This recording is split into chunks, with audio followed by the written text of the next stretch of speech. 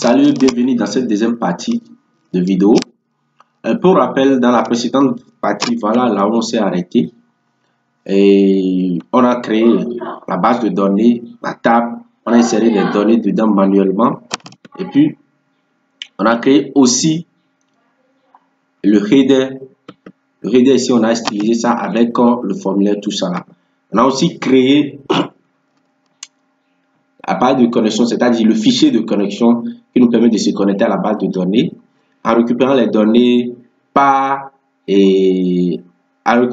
sous forme d'un tableau associatif. Maintenant, dans cette deuxième partie, maintenant, on va passer à la récupération de ces données dans la base de nos articles dans la base et l'affichage de ces articles. Donc ici, j'avais créé dans la précédente vidéo un div que j'ai nommé classe, que j'ai donné la classe article, j'ai nommé article plutôt avec la classe article. Maintenant, à l'intérieur ici, maintenant, on va passer maintenant à la récupération, traitement et puis l'affichage de nos différents articles. Donc, n'oubliez pas la balise PHP. La première chose à faire, regardez, si nous sommes ici, première chose, soit quand on vient sur la page d'accueil, on ne fait rien et la page d'accueil affiche directement et récupère les articles dans la base et les affiche. Première chose. Deuxième chose, soit on clique sur, on met un mot-clé ici, mot-clé. Quand on met le mot-clé maintenant, on clique maintenant sur recherche, rechercher et puis lui faire des recherches, il récupère les données, les articles dans la table en fonction du nom du modèle que nous avons mis ici. En fonction du nom du modèle. Vous voyez non? Donc, la première chose à faire, il y a deux choses, il y a deux conditions là. Soit lorsqu'on clique sur ce bouton pour faire des recherches en fonction du nom du modèle, ou soit lorsqu'on ne fait rien. Donc, on va donner la condition if. C'est une condition if else. If, première condition, lorsqu'on clique sur le bouton, ici, je vais commenter. Et lorsqu'on clique sur le bouton de recherche,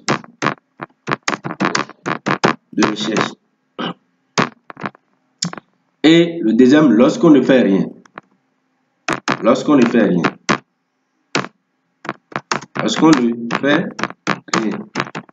Donc, lorsqu'on ne fait rien. Ici, la condition, c'est quoi? If, on va vérifier si ils ont cliqué. Donc, if is set. Ici, maintenant, il set quoi? Ici, le btn sache. Quand on clique sur le bouton btn sache, la méthode ici, c'est post. Donc, on utilise ici $post. Et lorsqu'on clique sur btn sache, la première chose à faire, je vais créer une variable ici, en haut ici, que je vais nommer sache. Variable que je vais nommer ici sache. Ou bien bon, je laisse tout d'abord. Lorsqu'on clique sur ça, qu'est-ce que je fais? Je récupère maintenant et je crée une variable sache. Je vais créer la variable ici simplement. Sache. Je récupère d'abord la valeur de ceci. C'est-à-dire, je récupère la valeur saisie dans le champ sache qui est ici. Tout d'abord, c'est sache comme ça. R. La valeur de cette variable, je récupère ça. La valeur de cette variable, c'est-à-dire la valeur, le nom du modèle qu'on a saisi ici, je récupère ça. Pour récupérer ça, maintenant, c'est $post. Et puis, ici, le nom, c'est sache. Le champ pour nos saches qui est ici, le champ qui est ici, qui a pour nos saches. Donc, je récupère ça ici. Mais le problème, c'est que ça peut être, comment on dit, ça peut être un champ vide. On peut cliquer sur ceci et ça sera vide. Voilà, donc ça sera vide. Il faut que je vérifie que ce n'est pas vide d'abord. Donc, je vais récupérer la valeur si seulement si ce n'est pas vide, si ce champ n'est pas vide. Donc, je mets parenthèse ici. Je vais utiliser les expressions ténèbres. Donc, je vais dire no empty. Donc, je mets ici empty.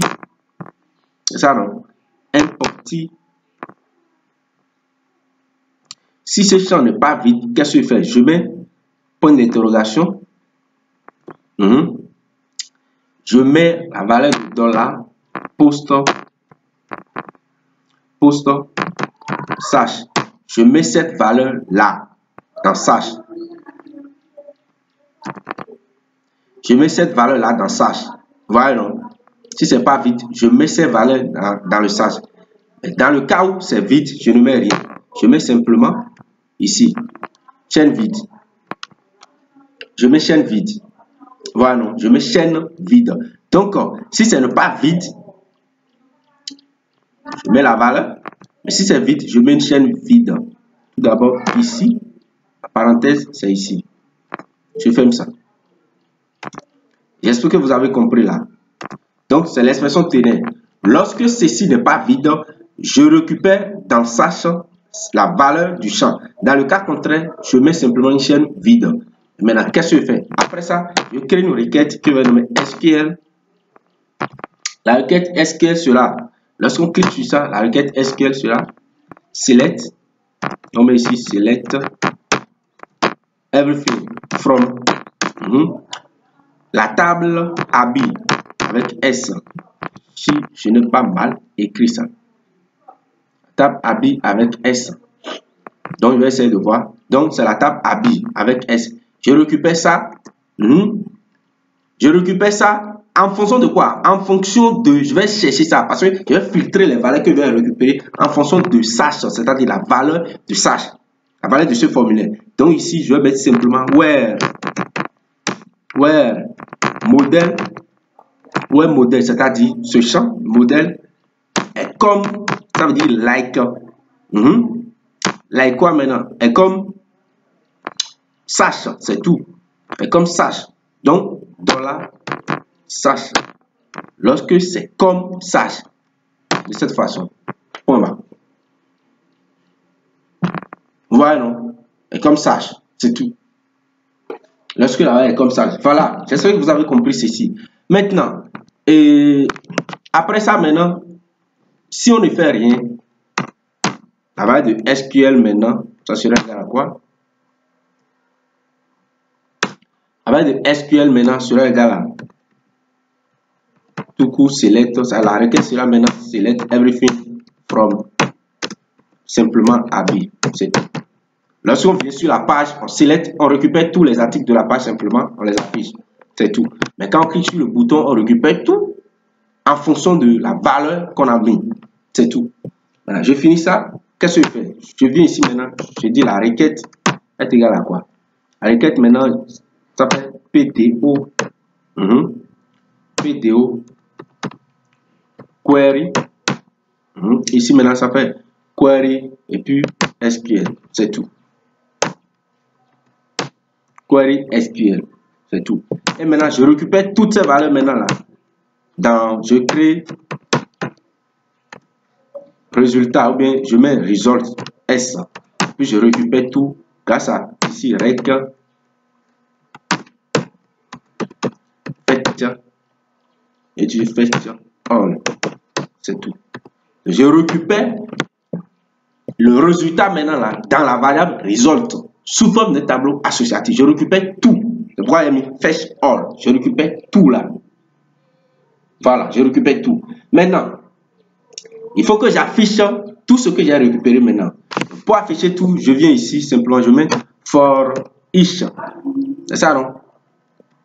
For each, dollar résultat, ou bien result plutôt, dollar result, as, je n'ai pas besoin de la clé simplement, j'ai besoin simplement de la valeur as result. Donc, je mets simplement sous forme de result. C'est tout.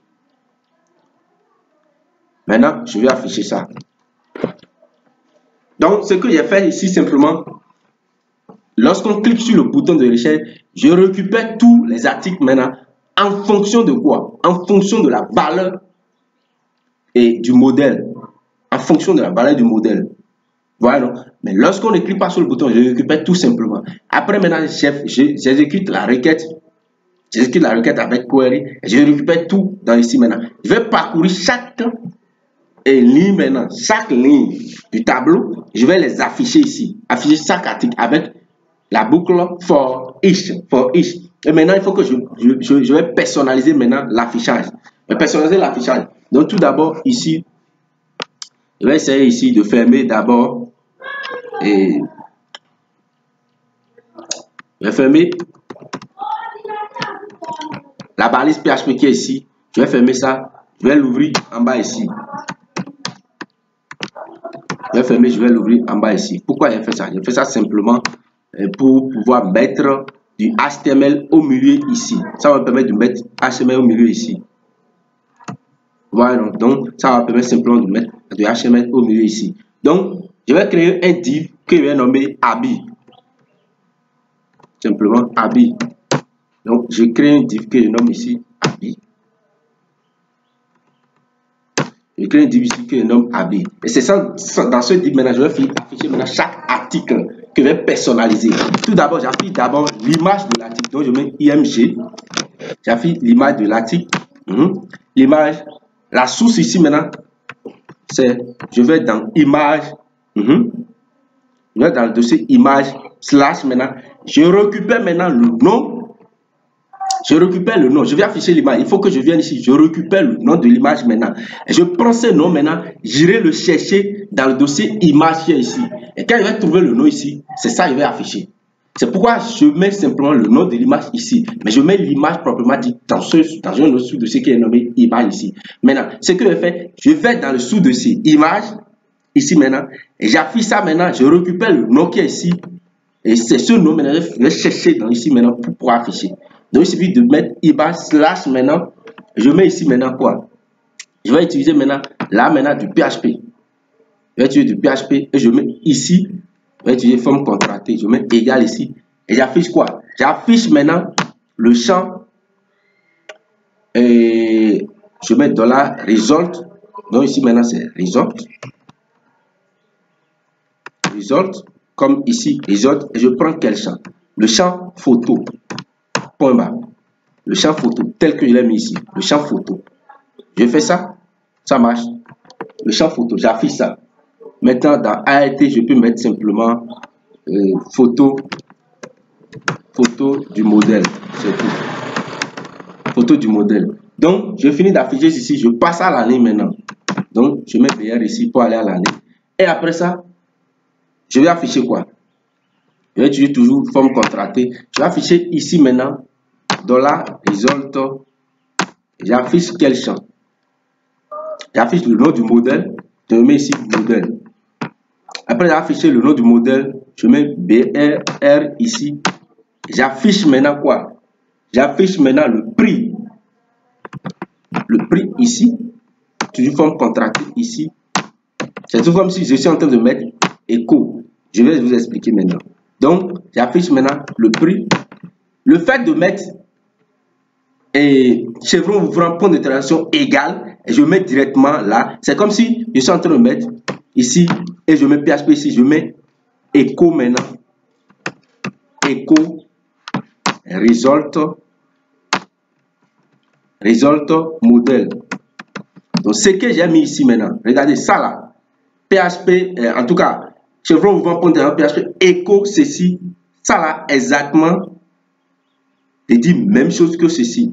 C'est tout. Faites la même chose. Vous voyez non? Que ceci. Donc, au lieu de mettre PHP écho, on remplace PHP écho par signe d'égalité. C'est tout. Donc, c'est exactement la même chose. Ça veut dire, c'est tout. Donc, après avoir affiché le prix maintenant, qu'est-ce que j'affiche encore? Je passe encore à la ligne. Le prix sera en quoi? En franc CFA. Donc, je mets franc CFA. Ici, je vais à la ligne maintenant. BR. Et puis, j'affiche maintenant le pays. Le pays de création. Donc, ici maintenant, le pays, ici maintenant, je mets toujours result. Après result maintenant, j'affiche maintenant le pays. Country. Donc, en tout cas, le pays, j'ai mis ici. Et voilà ce que j'affiche. Voilà tout le div qui est là. Voilà. Et quand je passe ici maintenant, j'essaie d'actualiser. Je reviens ici, j'actualise. Voilà ce que j'ai. Donc ça a récupéré tout avec le nom, le prix et puis le pays.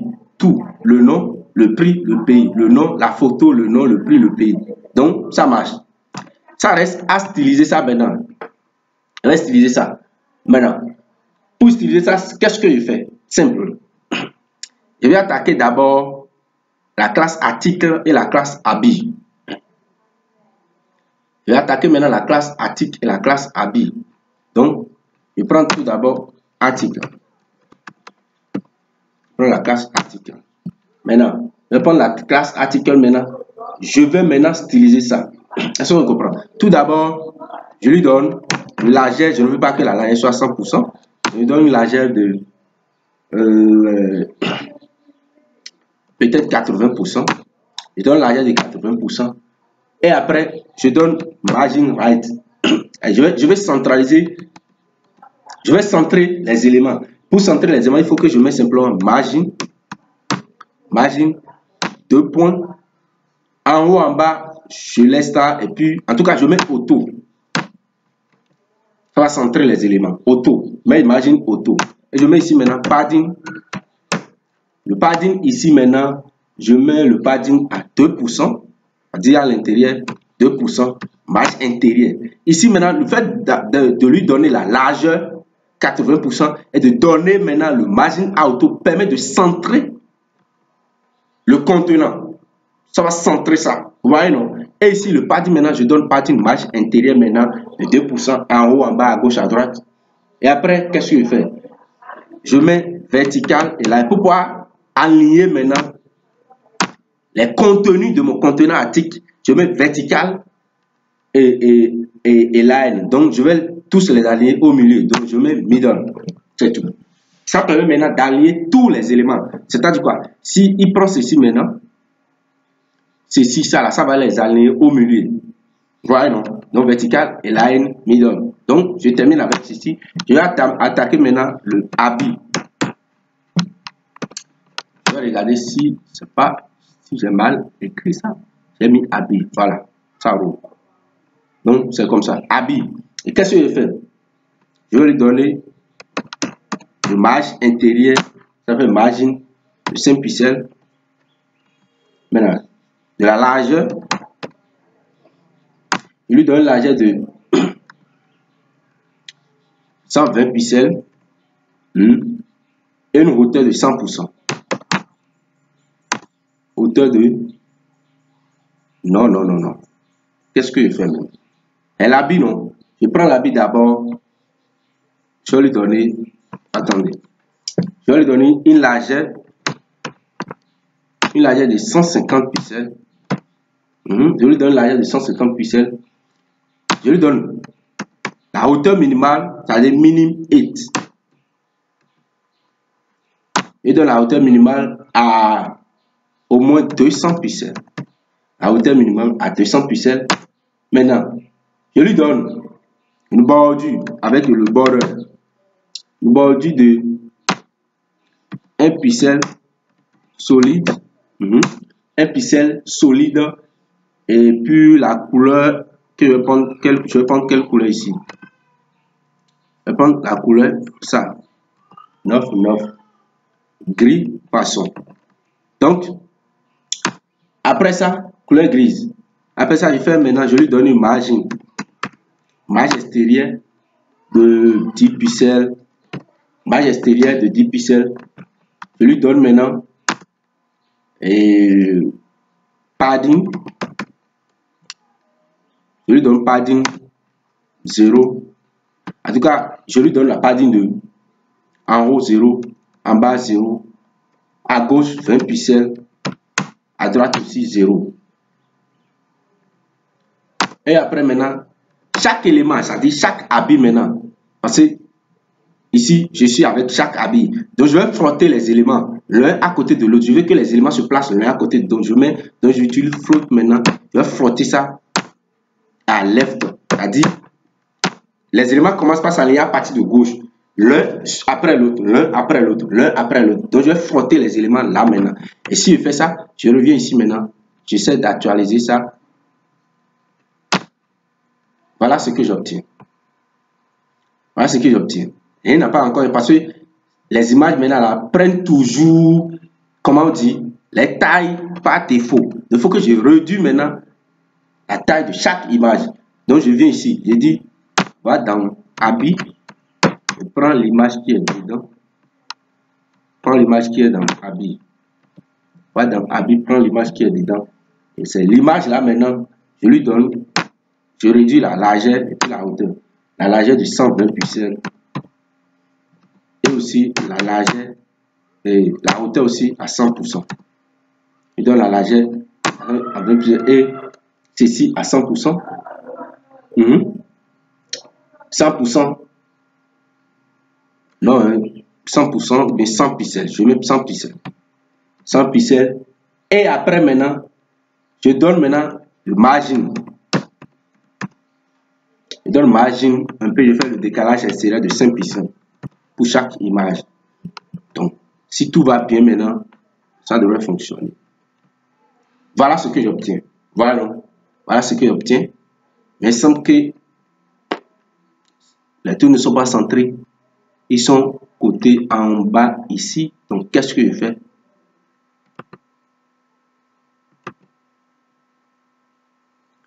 Ou bien ici, je suis à droite. Je pense que c'est le padding.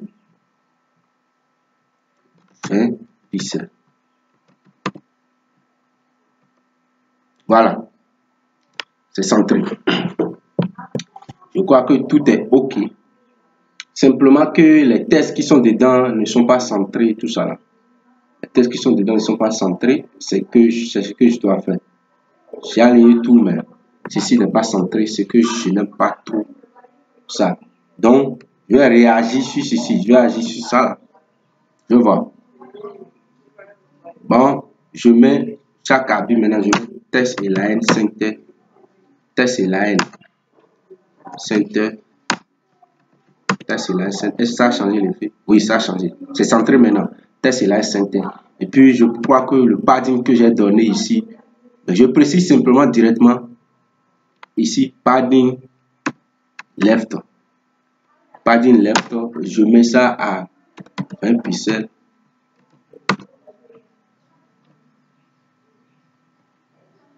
Ça ne change pas grand-chose. Ça ne change pas grand-chose. Je mets ici à 10. Pas trop. La manière de ça se présente là. OK. 10. 10 pixels. Je crois que ça marche. Mais je laisse même ça à 0. Je vais voir. 0 pixels. OK. Ça marche. Donc je ne donne même pas. Je vais enlever même le padding là. Ça va. Voilà un peu comment ça se présente. Voilà comment ça se présente. Donc, j'ai maintenant l'affichage maintenant des cartes. Maintenant, je vais faire recherche. Je mets recherche de Bazin pour voir si ça fonctionne là. Donc, recherche de Bazin, ça n'a rien trouvé concernant Bazin. Ça veut dire que ma requête ici a encore un problème. Donc, je dis si ceci sache n'est pas vide, mais ceci dedans, si c'est vide, dans tous les cas, je vais voir. Dans tous les cas, on revient ici, on fait notre requête fetch all. Donc, même si ceci est égal à 0, ça va revenir ici. Donc, si ici même est 0, est égal à lui, même si on ne met rien, on appuie ça, ça va revenir. Donc, ce n'est pas la peine que je fasse tout ce qui est ici même. Je vais enlever ça. Je vais enlever ça. On va mettre simplement dans la post. On va récupérer juste le sache. Que juste le sache. Pour ne pas trop compliquer les choses. Sache ici. Et quand je reviens ici. Donc je mets sache like. Voilà. Donc on va essayer de voir ce qui ne fonctionne pas. On met select all from Abby where model like sache. Je vais mettre pourcentage ici. Le pourcentage pour pouvoir filtrer les éléments. Je vais filtrer ces éléments. Je mets pourcentage ici avec guillemets. Donc je vais filtrer les éléments. Je vais voir. Voilà. Donc je filtre les éléments. Je mets Bazin ici. Oui, ça fonctionne maintenant. Voilà. Donc ça fonctionne parfait. Donc je fais Bazin parce que je n'ai pas filtré ces éléments là. Donc je mets Bazin Je mets good. Donc ça fait sortir good. Donc, mais je veux une phrase ici qui dit premier, 2 recherches de votre résultat, 3 recherches de votre résultat, 0 recherche de votre résultat. Si vous mettez quelque chose qui n'existe pas, par exemple ici maintenant, ça veut dire le nombre de résultats. Ici, c'est 0. Donc ça devrait dire 0 recherche de votre résultat. Là maintenant, je vais personnaliser ça. Ce que je vais faire, je vais créer une variable ici que je vais nommer ici oui. Je vais créer une variable ici oui que je vais initialiser. Ou bien ça doit être un booléen. Je vais mettre ça false. Une variable ici false. Et lorsqu'on va cliquer sur le bouton, je vais changer la valeur de oui. La valeur de oui à true. Donc je mets la valeur de oui, ça fait true. Je mets ça à true. Et qu'est-ce que je vais faire maintenant? Et je vais dire if.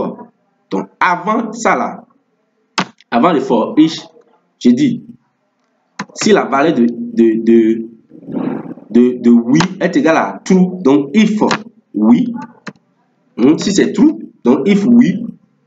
Ça, dans ce cas, lorsqu'on a cliqué sur le bouton, il faut qu'on affiche une phrase. Si c'est oui, qu'est-ce qu'on va faire? D'abord, il faut compter maintenant pour dire 3 recherches de résultats de votre recherche, 4 recherches de résultats de votre recherche, ainsi. Il faut que je compte maintenant le nombre de résultats sortis, le nombre de lignes sorties. Pour faire ça simplement, on connaît une fonction, donc je mets ici maintenant nombre. Et nombre, je mets égal. Il y a une fonction PHP qu'on appelle count. Et ça permet de compter maintenant le nombre d'éléments dans un tableau. Ça est le nombre de lignes d'un tableau. Donc, count result. Parce que result qui est ici maintenant, c'est quoi? C'est un tableau associatif. Donc, quand on met count, le count ici maintenant va renvoyer maintenant le nombre de résultats. Ici maintenant, donc si je viens ici maintenant, je vais faire var dump. Je mets var dump ici, nombre. Donc, je mets var dump dollar nombre. Je vais afficher ici maintenant. Donc, si j'ose, je viens ici. Et puis, je fais recherche sur Bomba par exemple. Bomba. Et puis, je clique sur ça. Voilà. Ça a trouvé simplement un seul résultat. Donc, ça met 1 ici. Ça veut dire que ça fonctionne. Ça compte le nombre de trucs là. Donc, je reviens ici. Et qu'est-ce que je vais faire?